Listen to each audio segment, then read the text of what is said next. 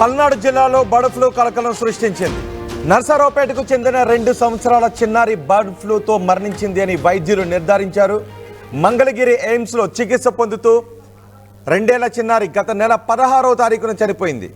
అయితే ఆమె చనిపోవడానికి బర్డ్ ఫ్లూ కారణమని భావించిన వైద్య బృందం నర్సరావుపేటలో పర్యటించింది. చనిపోయిన చిన్నారి కుటుంబ సభ్యులు, చుట్టుపక్కల వారి రక్త నమూనాలు కూడా వైద్యులు సేకరించారు. అనారోగ్యానికి గురికాక ముందు ఆ చిన్నారికి ఒక చికెన్ పీస్ ఇచ్చినట్టుగా కుటుంబ సభ్యులు వెల్లడించారు. దీంతో ఆ చికెన్ తిన్న కారణంగానే ఆ చిన్నారి మరణించిందని వైద్యులు తేల్చారు.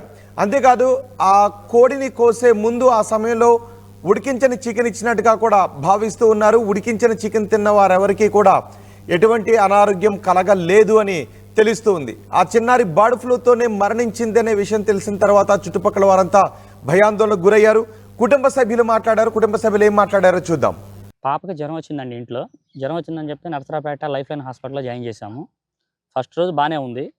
సెకండ్ డే కొంచెం బాగాలేదన్నారు. మాకు ఈ హాస్పిటల్ మీద నమ్మకం లేక విజయవాడలోని సెంట్రల్ గవర్నమెంట్ ఎయిమ్స్ హాస్పిటల్కి తీసుకెళ్ళాము. ఎయిమ్స్ హాస్పిటల్లో పాపని జాయిన్ చేశాము. పాపని జాయిన్ చేసిన తర్వాత ఫస్ట్ బాగానే ఉంది. తర్వాత కొన్ని రోజులు జరగగానే 4-5 రోజులు జరగగానే ఐసీలో పెట్టారు పాపని. బాగానే ఉందని చెప్తున్నారు. రోజు అబ్జర్వేషన్ చేసుకుంటున్నాం, బాగానే ఉంది. ఒక 10 డేస్ తర్వాత పాప చనిపోయింది. ఎందుకు జరిగిందో మాకు తెలీదు. మేము ఇంకా అది తీసుకోలేక ఇంటికి వచ్చేసాం పాపను తీసుకొని. ఇప్పుడు ఏదో టెస్టులకి పంపించేసేసి పైన మాకు ఏదో వచ్చేసిందని చెప్పేసి డాక్టర్స్ చెప్తా మా ఇంట్లో మొత్తం వచ్చేసి బ్లడ్ టెస్టులు చేశారు మా అందరికీ.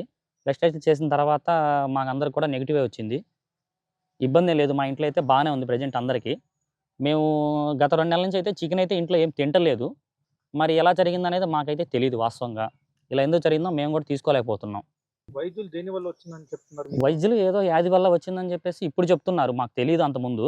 అప్పుడైతే పాప మామూలుగా నార్మల్‌గా చనిపోయింది అనుకున్నాము మేమైతే. ఇలా జరిగిందని ఇప్పుడు మాత్రమే తెలిసింది. అప్పుడైతే మాకు తెలీదేమి. ఇప్పుడు తెలుసుకొని మరి చెప్తున్నాం మేమైతే. ఇలా ఎందుకు జరిగిందని మాకు తెలీదు వాస్తవంగా. నిన్న మీ ఇంటికి ఎవరెవరు వచ్చారండి? మా ఇంటికి కొంతమంది వైద్యులొచ్చారు ఎవరో. వాళ్ళందరూ గూడా వచ్చేసి మాకు రక్త పరీక్షలు అవన్నీ చేశారు. మాకన్నీ గూడా నెగెటివ్ అనే వచ్చినియి. మాకైతే ఇబ్బందేం లేదు. అందరికి బాగానే ఉంది ఇంట్లో. మాకైతే చుట్టుపక్కల సరౌండింగ్స్ కూడా ఇచ్చేసారండి? చుట్టుపక్కల సరౌండర్స్ అయితే నాకైతే తెలీదండి. ఇంకా చేశారు అబ్జర్వేషన్. చేశారో చేయలేదని నాకైతే తెలీదు. ప్రస్తుతానికైతే మా ఇంట్లో చేశారు. మా ఇంట్లో అయితే ఎటువంటి ప్రాబ్లమ్ లేదు. అందరం బాగానే ఉన్నాం.